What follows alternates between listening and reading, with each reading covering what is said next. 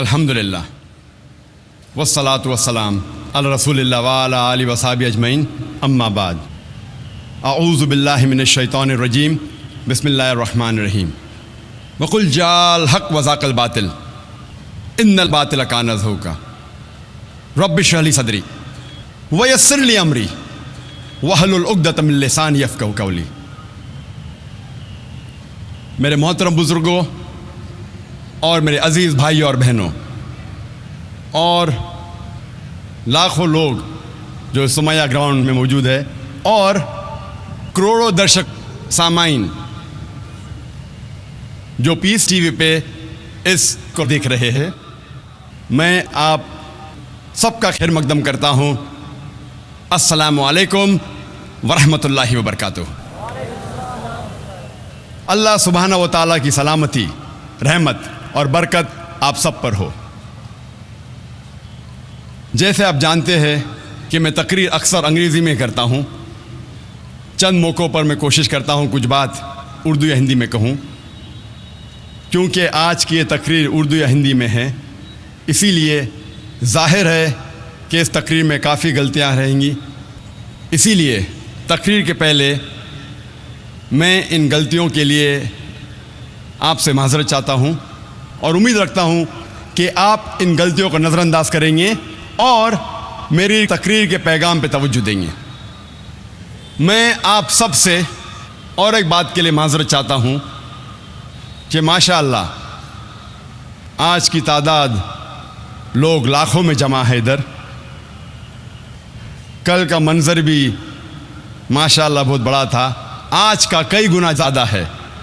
ہم نے Islamic research foundation نے جو بھی ہمارے بس میں تھا، ہم نے پوری کوشش کی کہ آپ کو تکلیف نہ پہنچے اور آپ آرام سے اس ایگزیبیشن، اس کانفرنس کو دیکھ سکے اور سن سکے۔ اس کے باوجود میں جانتا ہوں کہ کل اور آج کافی لوگوں کو تکلیف ہوئی، اس کے لیے میں معذرت چاہتا ہوں۔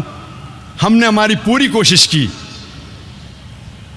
ہمیں پتا تھا کہ لوگ زیادہ ہوں گے، لیکن ہماری کوشش سے زیادہ آپ کا جو پیار ہے، آپ کی جو محبت ہے اسلام کے لیے، آپ کی جو محبت ہے ہمارے لیے، کئی گنا زیادہ ہے۔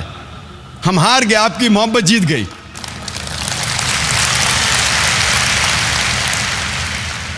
ہمارے جو بس میں تھا، ہم نے کوشش کی، اس کے باوجود آپ کی محبت اتنی زیادہ ہے، اسی لیے جو لوگ کو زمین پہ بیٹھنا پڑ رہا ہے، جو لوگ کو تکلیف ہو رہی ہے، اس کے لیے میں آپ سے معذرت چاہتا ہوں۔ لیکن انشاءاللہ ان لوگوں کو اللہ انشاءاللہ اور اجر دیں گا انشاءاللہ۔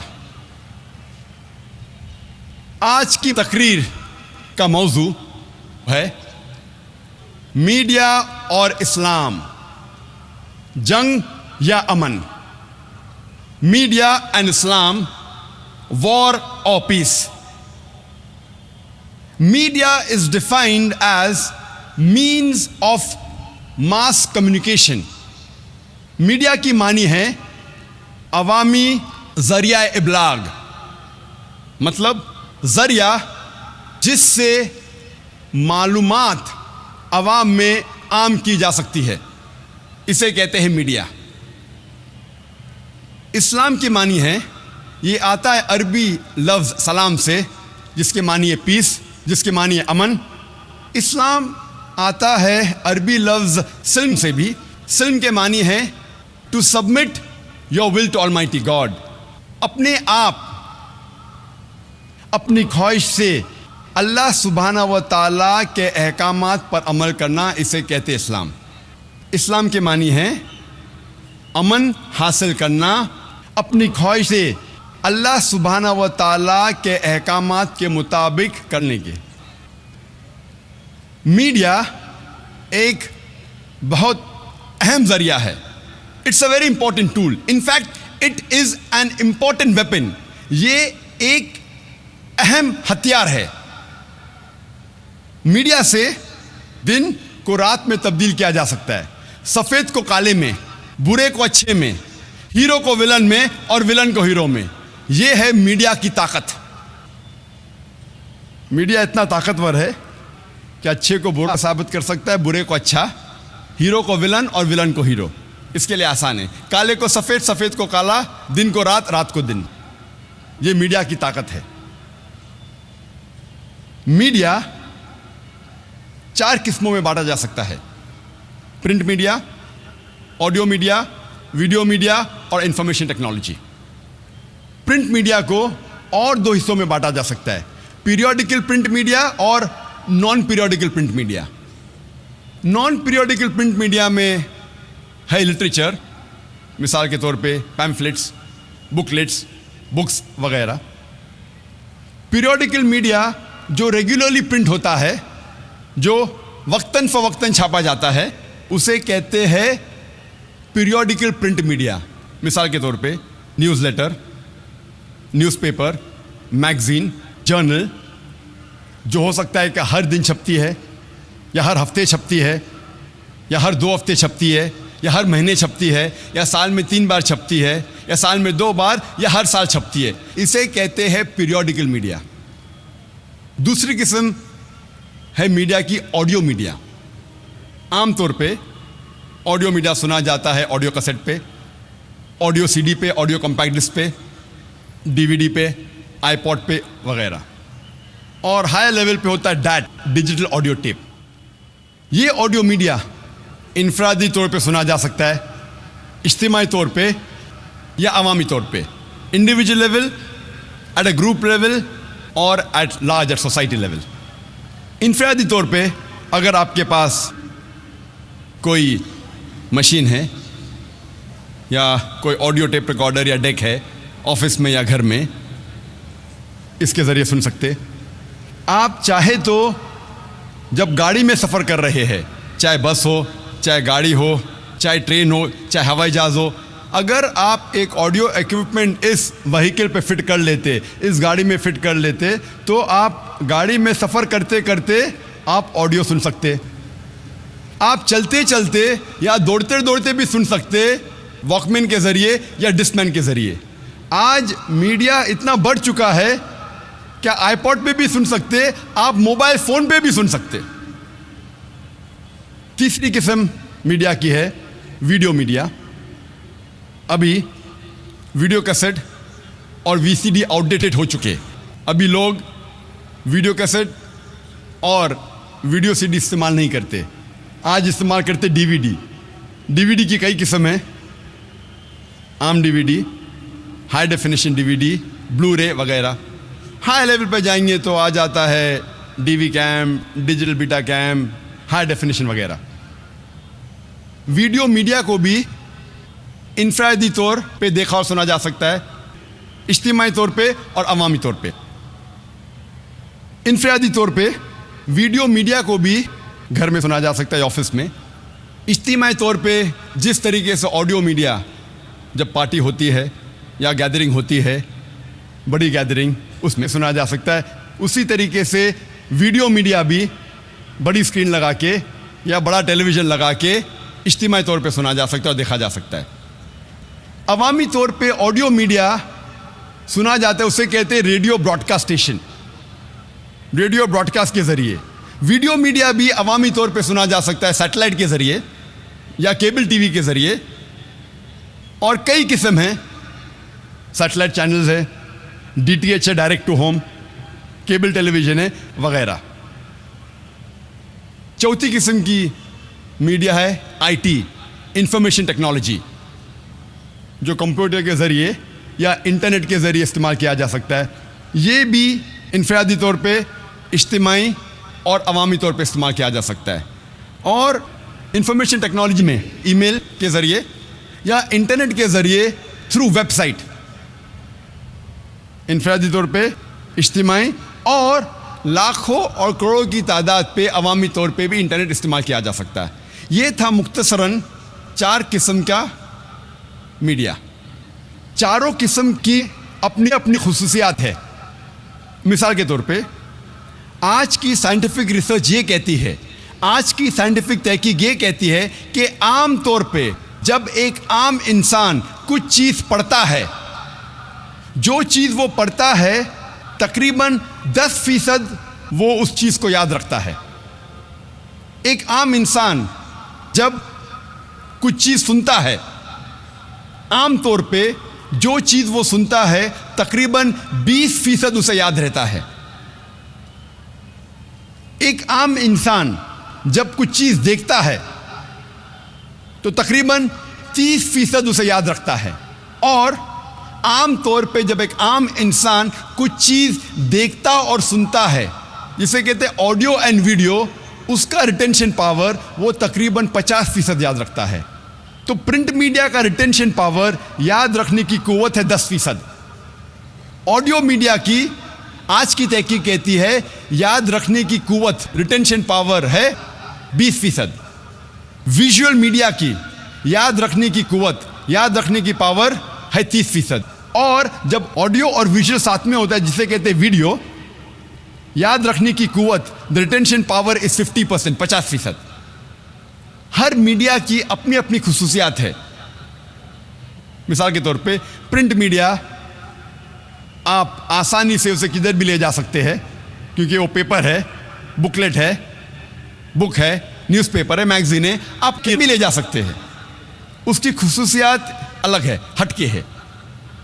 اسی طریقے سے آڈیو میڈیا، اس کا ریچ اور بڑا ہے، لیکن پورٹیبلٹی، کیرنگ پاور کم ہے۔ اسی طریقے سے ویڈیو میڈیا کا ریچ سب سے زیادہ ہے۔ آج کی تاریخ میں سب سے زیادہ جس میڈیا کا ریچ ہے وہ ہے سیٹلائٹ ٹیلی ویژن، لیکن اس کی پورٹیبلٹی کم ہے۔ اس کو کوئی آدمی لینے جا سکتا ہے، لیکن جس طریقے سے سائنس اور ٹیکنالوجی بڑھ رہی ہے، آج آڈیو میڈیا کو بھی آپ لے جا سکتے اپنے ساتھ، آپ ویڈیو میڈیا کو بھی ساتھ میں لے جا سکتے۔ آج کل آپ موبائل فون پہ بھی ویڈیو دیکھ سکتے۔ جس طریقے سے ٹیکنالوجی بڑھ رہی ہے، یہ جو فرق ہے پورٹیبلٹی کا، یہ چاروں میڈیا میں کم ہوتا جا رہا ہے۔ لیکن آج کی تاریخ میں سب سے زیادہ جو ریچ ہے کوئی میڈیا کا، وہ ہے سیٹلائٹ ٹیلی ویژن چینل۔ آج ہم دیکھ رہے ہیں کہ انٹرنیشنل میڈیا میں، چاہے وہ آڈیو میڈیا ہو، پرنٹ میڈیا ہو، ویڈیو میڈیا ہو، انفارمیشن ٹیکنالوجی ہو، چاہے نیوز پیپرز ہو، میگزینز ہو، جرنلز ہو، بکس ہو، ٹیلی ویژن سیٹلائٹ چینلز ہو، انٹرنیٹ ہو، ہم دیکھ رہے ہیں دیر از ویرولنٹ پروپیگنڈا۔ یہ انٹرنیشنل میڈیا اسلام کے خلاف پروپیگنڈا کر رہی ہے۔ یہ انٹرنیشنل میڈیا اسلام کے بارے میں غلط فہمی پھیلا رہی ہے۔ یہ انٹرنیشنل میڈیا ہر روز اسلام کے بارے میں غلط معلومات پھیلا رہی ہے، اور اسی لیے ہم دیکھ رہے ہیں کہ انٹرنیشنل میڈیا، اس کی پوری کوشش ہے، وہ اپنی پوری طاقت لگا رہی ہے اسلام کے خلاف۔ اور یہ انٹرنیشنل میڈیا کئی اسٹریٹجیز استعمال کرتا ہے۔ سب سے پہلی اسٹریٹجی یا سب سے پہلا طریقہ، یہ media they pick up the black sheep of the Muslim community and they portray as though the exemplary Muslims۔ یہ انٹرنیشنل میڈیا جو چند بھٹکے ہوئے مسلمان ہیں، ان کو لے کر میڈیا کے سامنے ایسا پیش کر رہا ہے کہ یہ مسلمان کی مثال ہے، یہ عام مسلمان ہیں۔ اور ہم جانتے ہیں کہ ہر مذہب میں بھٹکے ہوئے لوگ ہیں، تو چند مسلمان جو اسلام کی راہ سے بھٹک گئے، ان کو لیتا ہے اور میڈیا پہ دکھاتا ہے جیسے یہ عام مسلمان کی مثال ہے۔ مثال کے طور پہ، اگر ایک لیٹسٹ مرسڈیز کار مارکیٹ میں آتی ہے، 500 SEL 2008 ماڈل، اور آپ کو جاننا ہے کہ مرسڈیز کار کتنی اچھی ہے، اور اگر آپ اس مرسڈیز کار کے اسٹیئرنگ وہیل کے پیچھے ایک ایسے انسان کو بٹھاتے ہیں جو ڈرائیونگ نہیں جانتا ہے، اور وہ گاڑی کو ٹھوکتا ہے، گاڑی کا ایکسیڈنٹ کرتا ہے، میں آپ سے پوچھنا چاہتا ہوں، آپ کس کو دوشی ٹھہرائیں گے؟ گاڑی کو یا ڈرائیور کو؟ آپ دوشی کس کو ٹھہرائیں گے، ڈرائیور کو یا گاڑی کو؟ ڈرائیور کو، گاڑی کو نہیں۔ اگر آپ کو جاننا ہے کہ گاڑی کتنی اچھی ہے تو آپ گاڑی کے اسپیسیفکیشنز کی جانچ کروائیے، اس کی سپیڈ کیا ہے، اس گاڑی کے گیئر ریشو کیا ہے، اس گاڑی کے سیفٹی میجرز کیا ہے، اس گاڑی کا بریک سسٹم کیسا ہے، اس گاڑی کا ایوریج کیا ہے۔ اگر آپ کو جاننا ہے گاڑی کتنی اچھی ہے تو گاڑی کی تحقیق کیجئے، ڈرائیور کو مت دیکھیے۔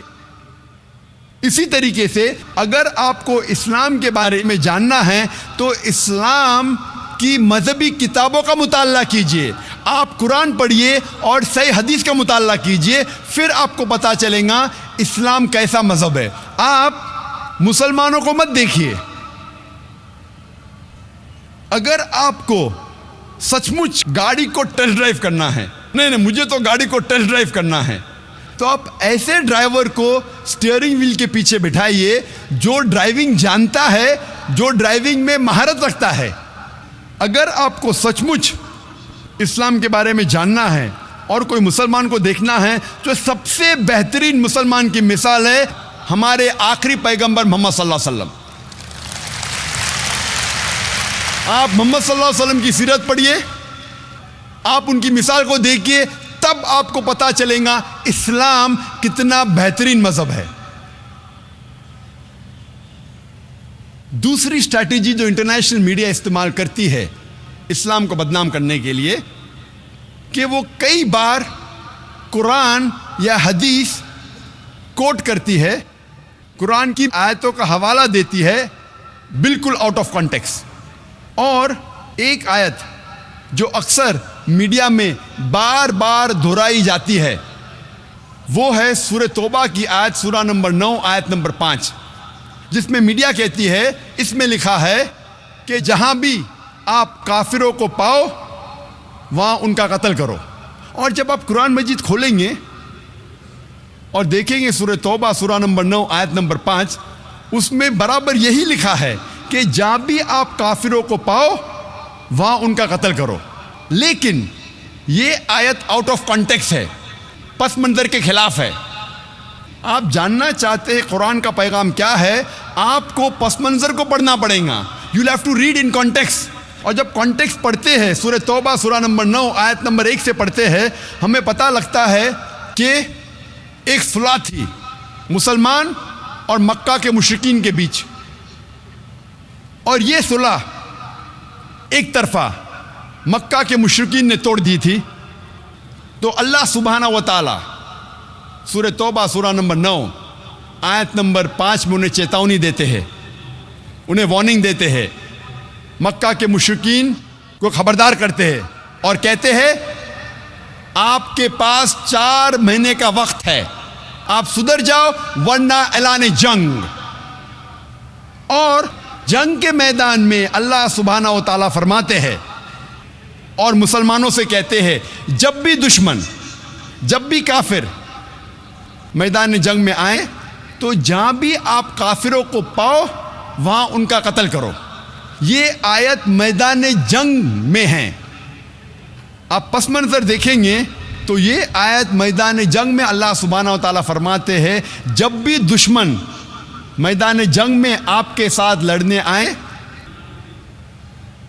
جو ایمان نہیں رکھتے، جو کافر ہے، آپ ڈرو مت، ان کے ساتھ ڈٹ کے مقابلہ کرو۔ اور عام طور پہ آپ جب بھی دیکھو کوئی بھی آرمی جنرل، مثال کے طور پہ ایک جنگ اگر ہو رہی تھی امریکہ USA اور ویتنام کے بیچ، but natural army general of USA یہ کہیں گا اپنے سپاہی سے جنگ کے میدان میں، وہ یہ نہیں کہیں گا ڈر جاؤ اور بھاگ جاؤ، وہ یہ کہیں گا کہ جب بھی ویتنامیز، جب بھی دشمن آئے آپ ڈرو مت، آپ ان کا قتل کرو۔ عام طور پہ کوئی بھی سپاہ سالار، کوئی بھی آرمی جنرل اپنے سپاہی کی ہمت افزائی کرنے کے لیے جنگ کے میدان میں یہی کہیں گا کہ ڈرو مت، اب لڑو، جہاں بھی دشمن کو پاؤ آپ ان کا قتل کرو۔ تو وہی تو قرآن مجید میں اللہ سبحانہ تعالیٰ فرماتے۔ لیکن کئی بار دشمن اسلام آؤٹ آف کانٹیکسٹ کوٹ کرتے ہیں. اور انٹرنیشنل میڈیا کے علاوہ ہندوستان میں بھی کئی دشمن اسلام ہیں. اور ایک بہت فیمس رائٹر، لیکھک جو اسلام کے خلاف لکھتا ہے، اس کا نام ہے ارون شوری. وہ یہی آیت کا حوالہ دیتا ہے اپنی کتاب ورلڈ آف فتواز میں، اور کہتا ہے قرآن میں لکھا ہے سورہ توبہ سورہ نمبر 9 آیت نمبر 5 میں، جہاں بھی کافروں کو آپ پاؤ، بریکٹس میں وہ کہنا چاہتا ہے ہندو، جہاں بھی آپ کافروں کو پاؤ وہاں ان کا قتل کرو. میں پوچھتا ہوں کہ اتنے ہندو یہاں رہ رہے ہیں، کیا عام طور پہ مسلمان ہندو کا قتل کرتا ہے؟ اور ورس نمبر 5 کے بعد ارون شوری چھلانگ مارتا ہے ورس نمبر 7 پہ. کیوں؟ کیونکہ ورس نمبر 6 میں اس کی بیماری کا علاج ہے. ورس نمبر 6 میں کوئی بھی انسان جس کے پاس تھوڑا بھی عقل ہے وہ فوراً پہچان لے گا کہ اس میں کچھ گڑبڑ ہے، کیونکہ ورس نمبر 6 میں اس کی بیماری کا علاج ہے. ورس نمبر 6 سورہ توبہ سورہ نمبر 9 آیت نمبر 6 میں اللہ تعالیٰ فرماتے کہ اگر مشرک، اگر کافر، اگر آپ کے دشمن امن چاہتے ہیں تو انہیں صرف چھوڑ مت دو، لیکن ان کو حفاظت کے ساتھ ایسی جگہ پہ لے جاؤ جہاں وہ محفوظ ہے. escort them to a place of security. دشمن کو صرف چھوڑو مت، ان کے ساتھ جاؤ اور ایسی جگہ پہ انہیں چھوڑ آؤ جہاں وہ محفوظ ہے. آج کے تاریخ میں کتنا بھی دیالو سپاہ سالار، اگر دشمن امن چاہتا ہے کہیں گا اپنے سپاہی سے چھوڑ دو، بٹ کوئی سپاہ سالار یہ نہیں کہیں گا کہ اس کو اسکارٹ کرو، اس کو حفاظت کے ساتھ ایسی جگہ پہ لے جاؤ جہاں وہ محفوظ ہے.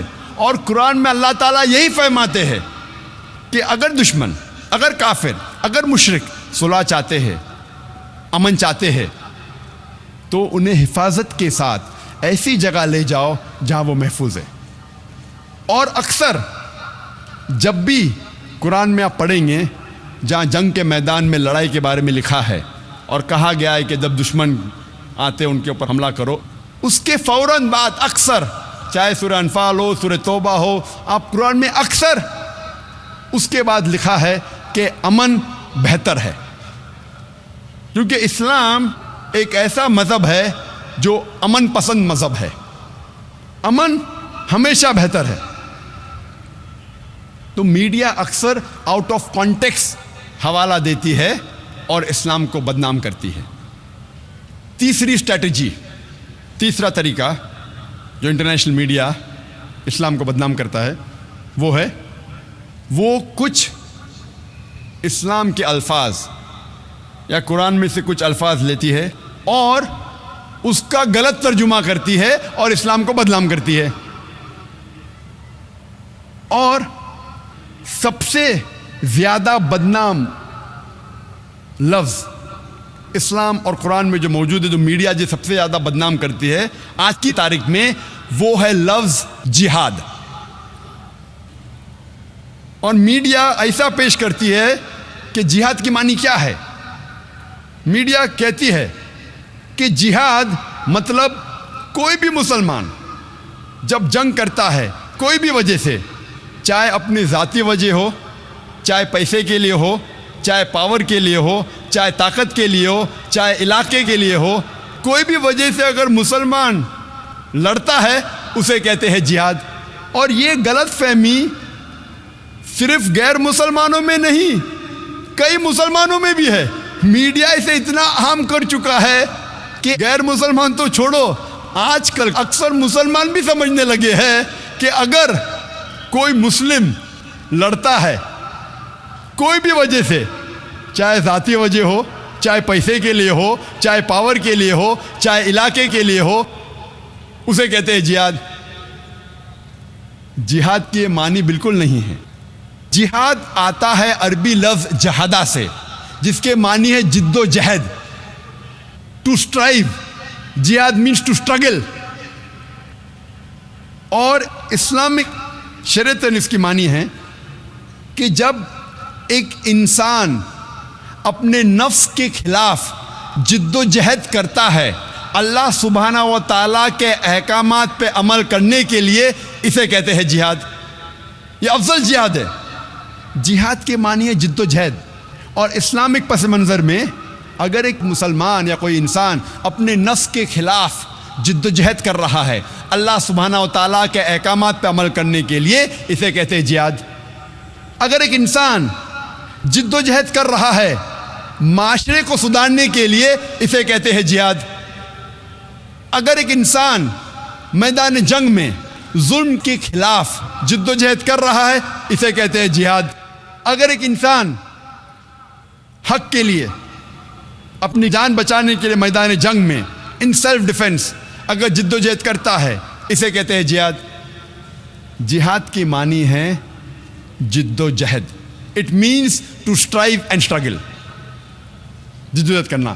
عام طور پہ اگر ایک طالب علم، ایک اسٹوڈنٹ ایگزامینیشن میں پاس ہونے کے لیے جد و جہد کر رہا ہے، اسے بھی کہتے ہیں جہاد۔ یہ عام جہاد ہے۔ جو پہلے 4 معنی میں نے کہا وہ جہاد فی سبیل اللہ، اللہ کے راہ میں جہاد کرنا۔ جہاد کئی قسم کے ہیں، جد و جہد کرنے کو کہتے ہیں جہاد، لیکن اللہ کے احکامات پہ عمل کرنے کو کہتے ہیں جہاد فی سبیل اللہ۔ میڈیا اکثر جہاد کا ترجمہ کرتی انگریزی میں ہولی وار، پاک جنگ۔ جب ہم ہولی وار کو عربی میں ترجمہ کرتے ہیں پاک جنگ، عربی میں سے کہیں گے حرب مقدسہ۔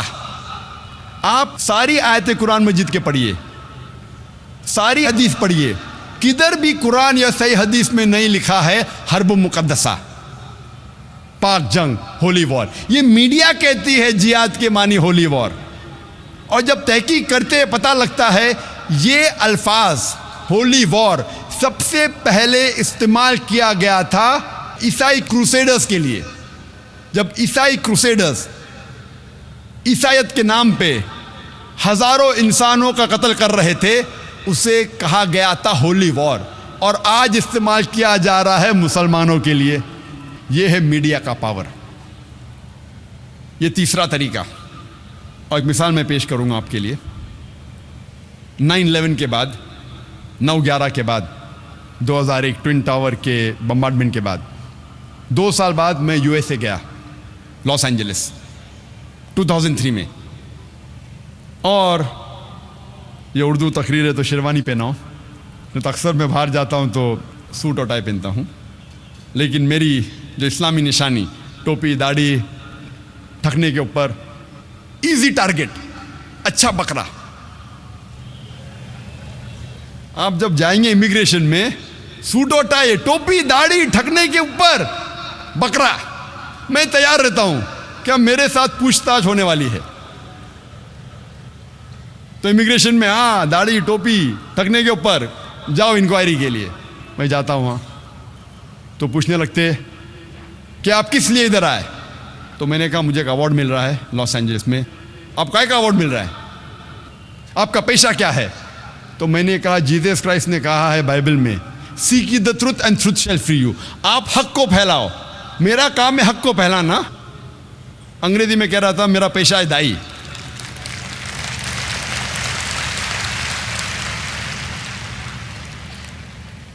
واقعہ تو بہت بڑا ہے، سمے کم ہونے کی وجہ سے میں مین موضوع پہ آؤں گا، جہاد کے موضوع پہ آؤں گا۔ جب میں جاتا ہوں کسٹم میں تو میں جان بوجھ کے کہتا ہوں کہ میں آ رہا ہوں اسلامک کانفرنس کے لیے، میں کوئی جھوٹ نہیں بولتا ہوں۔ اسلامک کانفرنس، داڑھی ٹوپی۔ بیگ کو کھولو، بیگ کھولتے تو ملتا ہے میرا DVD جس کا موضوع تھا جہاد اور دہشت گردی، ایک اسلامک نظریہ، اور اس کے DVD کور پہ پستول کی فوٹو تھی۔ تو کسٹم آفیسر کھولتا ہے اور کہتا ہے کیا آپ جہاد میں مانتے ہیں؟ میں نے کہا بے شک میں جہاد میں مانتا ہوں، عیسیٰ علیہ السلام کہتے ہیں کہ جد و جہد کرو، تو میں جہاد میں مانتا ہوں۔ عیسیٰ علیہ السلام کہتے ہیں بائبل میں جد و جہد کرو۔ نہیں، میرا مطلب کہ آپ جہاد میں مانتے، لڑائی جھگڑے میں مانتے؟ میں نے کہا بائبل میں پڑھیے، بائبل میں لکھا ہے، book of Exodus chapter number 22 verse number 18 سے 20، book of Exodus chapter number 32 verse number 27 اور 28 میں لکھا ہے کہ لڑائی کرو، جھگڑا کرو۔ بک آف نمبرز میں پڑھیے آپ، چیپٹر نمبر 31 ورس نمبر 1 سے 18، اس میں لکھا ہے کہ لڑائی کرو، جھگڑا کرو۔ عیسیٰ علیہ السلام خود کہتے ہیں گاسپل آف لیوک میں چیپٹر نمبر 19 वर्स नंबर 27 में, और gospel of Luke chapter number 22 में वर्स नंबर 36 में ईसा अलैहिस्सलाम कहते हैं ये तलवार लो और जाके लड़ो। तो वो मुझे कस्टमर ऑफिसर बोलता है वो कह रहे थे क्या गलत लोग के खिलाफ लड़ो, तो मैं भी वही लड़ाई में मानता हूं, गलत लोग के खिलाफ या अच्छे लोग के खिलाफ कहां मैं कहता हूं लड़ाई करना चाहिए। फौरन माशाअल्लाह 8-10 कस्टम ऑफिसर इकट्ठा हो गए और पूछने लगे, sir can we ask you one more question. जो भी सवाल करता था मुझसे मैं उससे बाइबल के हवाले से जवाब देता था। फौरन एक सवाल जवाब का सेशन शुरू हो गया। Sir can we ask you one more question, जनाब क्या मैं आपसे और एक सवाल पूछ सकता हूँ। तो मैंने मेरे मेज़बान से कहा फ़ोन करके, आप डरिए मत, मैं ज़रा दावा कर रहा हूँ, नहीं तो मेज़बान घबरा जाएगा कि ज़ाकिर 1 घंटा हो गया अभी तक बाहर निकला क्यों नहीं। मेरा पेशा है दावत देना, मैं दाई हूँ। उसी तरीके से जब हिंदुस्तान में जब मैं बात करता हूँ जिहाद के बारे में, जो मास्टर की फॉर दावा है, सारे तालों को खोलने वाली चाबी सूरह अल इमरान सूरह नंबर 3 आयत नंबर 64, तालो इला कलिमतिन सवाइम बैनना बैनकुम, आओ उस बात की तरफ जो आप और हम में यकसा है। तो जब हिंदुस्तान में जब मीडिया, जब हिंदुस्तान के पुलिस ऑफिसर या हिंदुस्तान का मीडिया जब मुझसे कहता है कि ये कुरान में कितनी लड़ने के आयत है, कितनी झगड़ने के आयत है, तो मैं उनसे कहता हूं आप अगर महाभारत पढ़ेंगे, महाभारत में कई गुना ज़्यादा श्लोक और मंत्रा है लड़ने और झगड़ने के, कुरान के तो कई गुना ज़्यादा है। आप कुरान और महाभारत का मुताला करेंगे तो महाभारत में कई गुना ज़्यादा लड़ने और झगड़ने के मंत्र और श्लोक है। तो हिंदू मुझसे कहता है लेकिन ज़ाकिर ये तो हक और बातिल के दरमियान लड़ाई है। तो मैं कहता हूँ कुरान में भी हक और बातिल के दरमियान लड़ाई है। तो हिंदू मुझसे कहता है अगर ये बात है तो मैं कुरान से कोई गिला शिकवा नहीं। तो अगर आपको इस्लाम की दावत पेश करना है तो सूरह अल इमरान सूरह नंबर 3 आयत नंबर 64, तालो इला कलिमतिन सवाइम बैनना व बैनकुम, आओ उस बात की तरफ जो आप और हम में यकसा है। आप जब उनकी मजहबी किताबों का मुताला करेंगे फौरन वो इस्लाम को और अच्छे तरीके से समझेंगे। और मैं मिसाल देता हूँ कि सबसे ज़्यादा पढ़ी जाने वाली किताब हिंदू मज़हब में भगवद गीता। भगवद गीता में लिखा है अध्याय नंबर 1 में chapter number 1 verse number 43 to 46 में जब अर्जुन कहते हैं श्री कृष्ण से, भगवद गीता एक मशवरा है श्री कृष्ण जो अर्जुन को दे रहे हैं मैदान जंग में। तो भगवद गीता में लिखा है अध्याय 1 में वर्स नंबर 43 to 46 में अर्जुन मैदान जंग में अपने हथियार को ज़मीन पर रख देते हैं और श्री कृष्ण से कहते हैं मैं निहत्था मरना पसंद करूंगा बनिस्बत मेरे रिश्तेदार से लड़ूं। लड़ाई थी पांडव और कौरव के बीच, जो रिश्तेदार थे, जो कजन थे। तो श्री कृष्ण कहते हैं चंद श्लोका के बाद चैप्टर नंबर 2 अध्याय 2 वर्स नंबर 2 और 3 में श्री कृष्ण कहते अर्जुन से, आपको ऐसे नापाक ख्याल दिमाग में कैसे आए? How come such impure thoughts have come in your mind? ये नापाक ख्याल आपके दिमाग में कैसे आए? How come you have become so important? आप नपुंसक कैसे बन गए? कौन कह रहा है? श्री कृष्ण कह रहे हैं अर्जुन से। और भगवद गीता चैप्टर नंबर 2 अध्याय 2 वर्स नंबर 31 to 33 में श्री कृष्ण कहते हैं अर्जुन से कि क्षत्रिय का धर्म है लड़ना। भाग्यवान है वो क्षत्रिय जिसको मौका मिलता है लड़ने के लिए।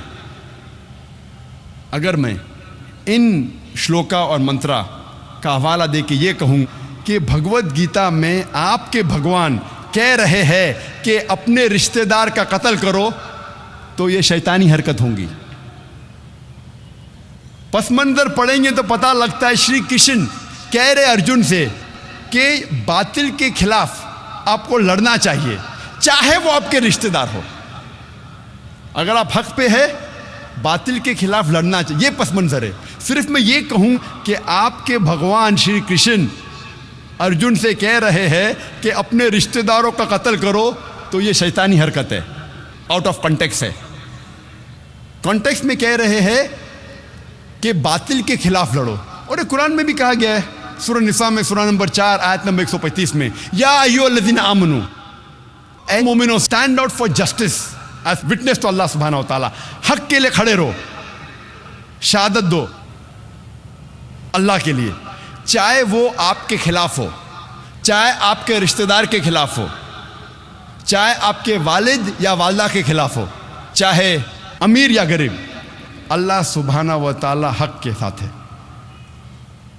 اور کئی بار میڈیا میں ایک حدیث کو اکثر اچھالا جاتا ہے جہاد کے معاملے میں.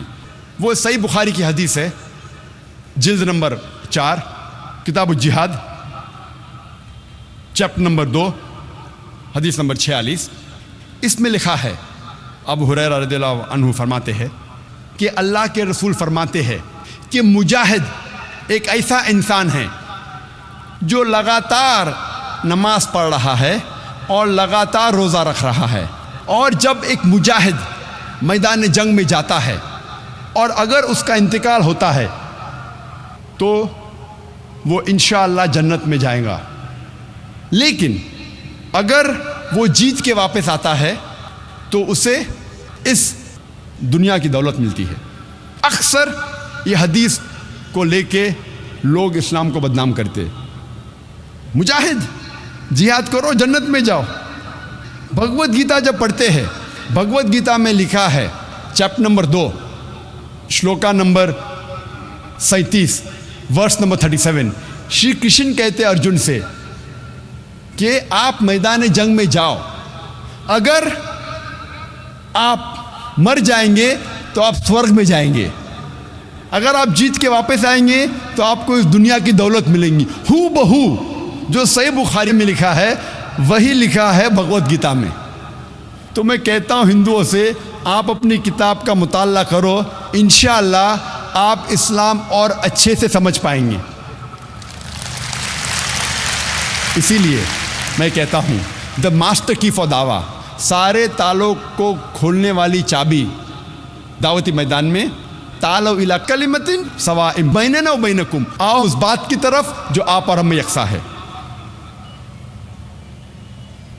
چوتھی اسٹریٹجی جو میڈیا اکثر استعمال کرتی ہے وہ ہے کہ کئی چیزیں کہتی ہے اسلام کے بارے میں جو اسلام میں موجود ہی نہیں ہیں. مثال کے طور پہ اسلام اور سائنس میں ہمیشہ اختلاف ہے.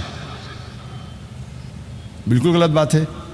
قرآن مجید میں 6000 سے زیادہ آیتیں ہیں، اس میں سے 1000 سے زیادہ سائنس کے بارے میں ہے، اور ایک بھی قرآن کی آیت نہیں ہے جو سائنس نے کہا ہے کہ یہ غلط ہے.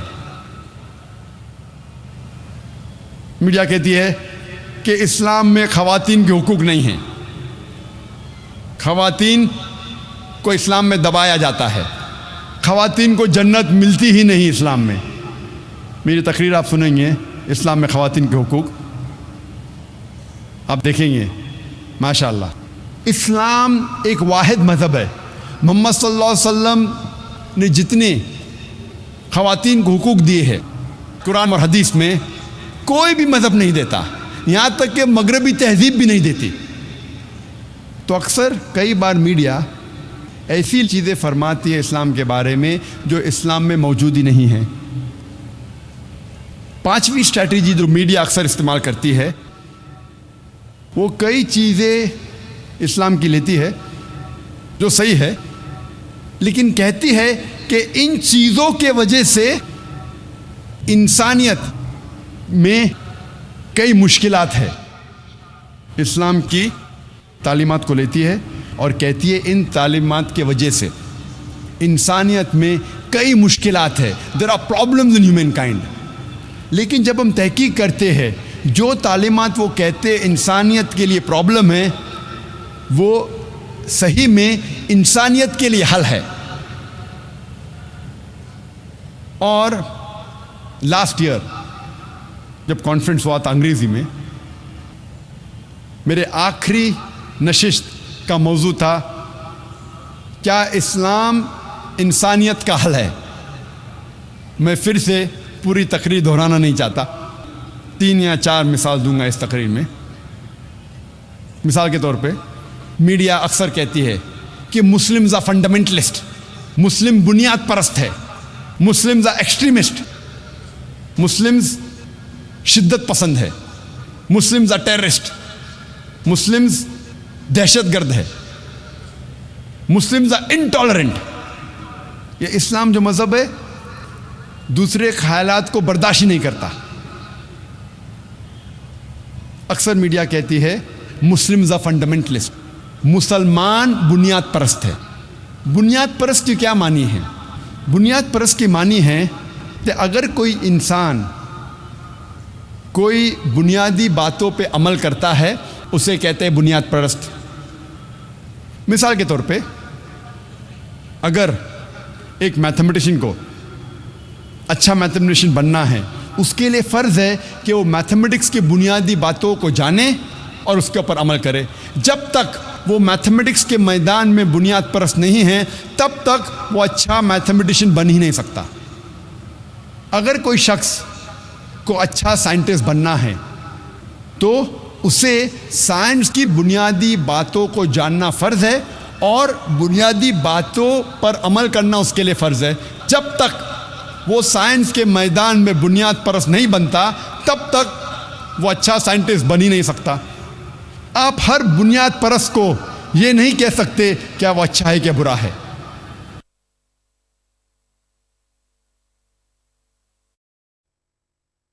You cannot paint all fundamentalists with the same brush۔ آپ سارے بنیاد پرست کو ایک ہی لاٹھی سے نہیں ہانک سکتے۔ آپ کو دیکھنا چاہیے کہ وہ کس میدان میں بنیاد پرست ہے۔ مثال کے طور پہ اگر ایک انسان بنیاد پرست چور ہے، اس کا پیشہ ہے چوری کرنا، وہ معاشرے کے لیے اچھا انسان نہیں، وہ ایک اچھا بنیاد پرست نہیں ہے۔ لیکن اگر ایک انسان بنیاد پرست ڈاکٹر ہے، بنیاد پرست طبیب ہے، جو ہزاروں انسانوں کی جان بچاتا ہے، وہ معاشرے کے لیے اچھا انسان ہے، وہ ایک اچھا بنیاد پرست انسان ہے۔ اسی لیے کسی بنیاد پرست کو اچھا یا برا کہنے کے پہلے آپ کو تحقیق کرنا چاہیے وہ کس میدان میں بنیاد پرست ہے۔ جہاں تک کہ میں ہوں، میں یہ کہنا چاہتا ہوں کہ میں ایک بنیاد پرست مسلمان ہوں اور مجھے گرو ہے، مجھے فخر ہے ایک بنیاد پرست مسلمان رہنے کا۔ I am proud to be a fundamentalist Muslim، کیونکہ میں اسلام کی بنیادی باتوں کو جانتا ہوں اور اس کے اوپر عمل کرتا ہوں اور کوشش کرتا ہوں قرآن اور صحیح حدیث کے مطابق چلوں۔ اور میں جانتا ہوں کہ قرآن اور صحیح حدیث میں، اسلام میں ایک بھی بنیادی تعلیم نہیں ہے جو انسانیت کے خلاف ہے۔ ہو سکتا ہے کہ کچھ تعلیمات کے بارے میں کچھ غیر مسلمانوں کا اعتراض ہو، لیکن جب بھی آپ اس کا بیک گراؤنڈ پیش کریں گے، لاجیکل وجہ پیش کریں گے، تو کوئی بھی عام انسان جو کھلے ذہن کا ہے وہ کبھی بھی ایک بھی اسلام کی تعلیم کو نہیں بتا سکتا جو انسانیت کے خلاف ہے۔ جب ہم پڑھتے ہیں ویبسٹر ڈکشنری، اس میں لکھا ہے کہ fundamentalism is a movement that started in the 20th century۔ Fundamentalism پہلی بار یہ لفظ استعمال کیا گیا 20ویں صدی کی شروع میں امریکہ میں، جہاں امریکن پروٹسٹنٹ نے پروٹیسٹ کیا۔ اس وقت چرچ یہ کہتی تھی کہ بائبل کا پیغام خدا کی طرف سے ہے، لیکن یہ امریکن پروٹسٹنٹ نے اعتراض کیا، ان لوگوں نے پروٹیسٹ کیا کہ سارا بائبل کا پیغام ہی خدا کی طرف سے نہیں، لیکن ہر لفظ، ہر حرف خدا کی طرف سے ہے۔ اگر کوئی شخص یہ ثابت کر سکتا ہے کہ بائبل کا ہر حرف، ہر لفظ خدا کی طرف سے ہے تو یہ موومنٹ آف فنڈامنٹلزم اچھا موومنٹ ہے۔ لیکن اگر کوئی شخص یہ ثابت کر سکتا ہے کہ بائبل کا ہر لفظ، بائبل کا ہر حرف خدا کی طرف سے نہیں ہے تو یہ موومنٹ اچھا موومنٹ نہیں ہے. ہم جب آکسفورڈ ڈکشنری پڑھتے ہیں, آکسفورڈ ڈکشنری میں لکھا ہے کہ fundamentalist is a person who strictly adheres to the ancient doctrines and fundamentals of any religion. بنیاد پرست ایک ایسا شخص ہے جو گہرائی کے ساتھ اپنے مذہب کی بنیادی باتوں پہ عمل کرتا ہے. لیکن جب ریوائزڈ آپ ایڈیشن پڑھیں گے آکسفورڈ ڈکشنری کا, اس میں لکھا ہے کہ fundamentalist is a person who strictly adheres to the ancient doctrines and fundamentals of a religion, especially Islam. بنیاد پرست ایک ایسا شخص ہے جو اپنے مذہب کے پرانے تعلیمات اور بنیادی باتوں پر عمل کرتا ہے, کوئی بھی مذہب کی, خصوصاً اسلام. یہ خصوصاً اسلام جوڑا گیا ہے نئی ڈیفینیشن میں آکسفورڈ ڈکشنری کے. جب بھی آپ سنیں گے فنڈامنٹلسٹ, بنیاد پرست, فوراً آپ کے دماغ میں آئے گا مسلمان.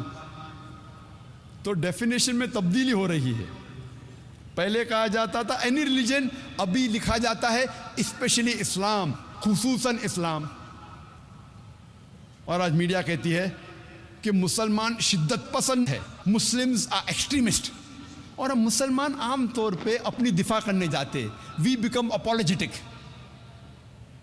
ہم کوشش کرتے ہیں اپنے آپ کو بچانے کے لیے اور ہم اپولوجیٹک ہو جاتے ہیں, ہم معافی مانگنے لگتے ہیں کہ نہیں, ہم بنیاد پرست نہیں ہیں, ہم شدت پسند نہیں ہیں. میں کہتا ہوں میں شدت پسند ہوں, میں شدت سے محبت کرتا ہوں, میں شدت سے پیار کرتا ہوں, میں شدت سے عدل کرتا ہوں, میں شدت سے ایمانداری کرتا ہوں. I am an extremist. I say I am extremely kind, I'm extremely merciful, I'm extremely honest, I'm extremely just.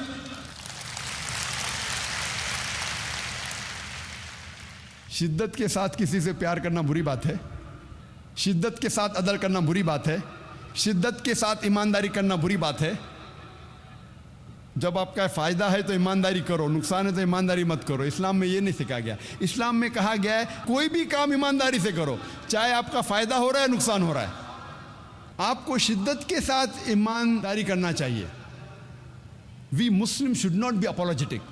ہمیں افسوس نہیں کرنا چاہیے. ہم اکثر کئی بار اپولوجیٹک بن جاتے ہیں. آج میڈیا کہتی ہے مسلمز آر ٹیررسٹ, مسلم دہشت گرد ہے. دہشت گرد کی کیا معنی ہے؟ اگر ایک انسان کسی دوسرے انسان کے دل میں دہشت پیدا کرتا ہے اسے کہتے ہیں دہشت گرد. مثال کے طور پہ جب بھی کوئی چور ایک پولیس کو دیکھتا ہے تو اس چور کے دل میں دہشت پیدا ہوتی ہے, تو اس چور کے لیے وہ پولیس والا دہشت گرد ہے. میں کہتا ہوں اسی طریقے سے ہر مسلمان کو جب بھی کوئی چور دیکھتا ہے اس چور کے دل میں دہشت پیدا ہونا چاہیے. ہر مسلمان ہر چور کے لیے دہشت گرد بننا چاہیے. ہر مسلمان کو دہشت گرد بننا چاہیے. کس کے لیے؟ چور کے لیے. جب بھی کوئی چور مسلمان کو دیکھتا ہے اس کے دل میں دہشت پیدا ہونا چاہیے. جب بھی کوئی بلاತ್ಕಾರ کرنے والا مسلمان کو دیکھتا ہے اس کے دل میں دہشت پیدا ہونا چاہیے. جب بھی کوئی اینٹی سوشل ایلیمنٹ, جب بھی کوئی غلط کام کرتا ہے, چوری کرتا ہے, ڈاکہ ڈالتا ہے, جب مسلمان کو دیکھتا ہے اس کے دل میں دہشت پیدا ہونا چاہیے. اور یہی تو قرآن میں لکھا ہے سورہ انفال میں, سورہ نمبر 8 آیت نمبر 60 میں, کہ مسلمان سے کہا گیا ہے کہ مسلمان کو اینٹی سوشل ایلیمنٹ, غلط لوگوں کے دل میں دہشت پیدا کرنا چاہیے. لیکن عام طور پہ دہشت گرد اسے کہا جاتا ہے جو ایک معصوم انسان کے دل میں دہشت پیدا کرتا ہے. اس پس منظر میں کوئی بھی مسلمان, کوئی بھی معصوم انسان کے دل میں, چاہے وہ مسلم ہو یا غیر مسلم ہو, اس کے دل میں کبھی بھی دہشت نہیں پیدا کرنا چاہیے. اور ہم دیکھتے ہیں اکثر کئی بار وہی شخص وہی کام, لیکن اس شخص کو 2 لیبلز دیے جاتے ہیں, 2 القاب دیے جاتے ہیں.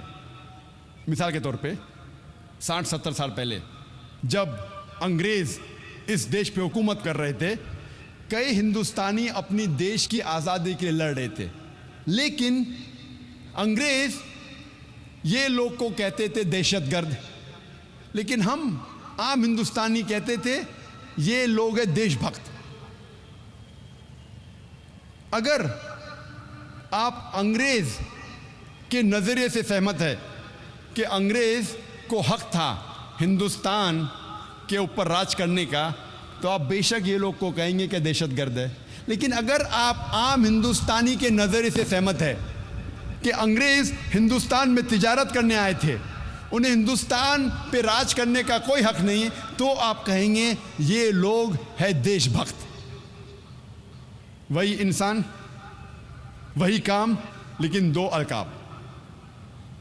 اسی لیے لقب دینے کے پہلے آپ تحقیق کرو کس وجہ کے لیے وہ انسان جد و جہد کر رہا ہے، اور آپ تاریخ میں کئی مثال دے سکیں گے۔ میں علاقہ دیکھ کے میری مثال بدلتے رہتا ہوں۔ قرآن میں لکھا ہے تعالوا الی کلمۃ سواء بیننا و بینکم، آؤ اس بات کی طرف جو آپ اور ہم میں یکساں ہے۔ جب میں یو کے میں تقریر کر رہا تھا اور یو ایس اے میں، تو میں نے کہا کہ 19ویں صدی کے آخر میں 1875 میں اس وقت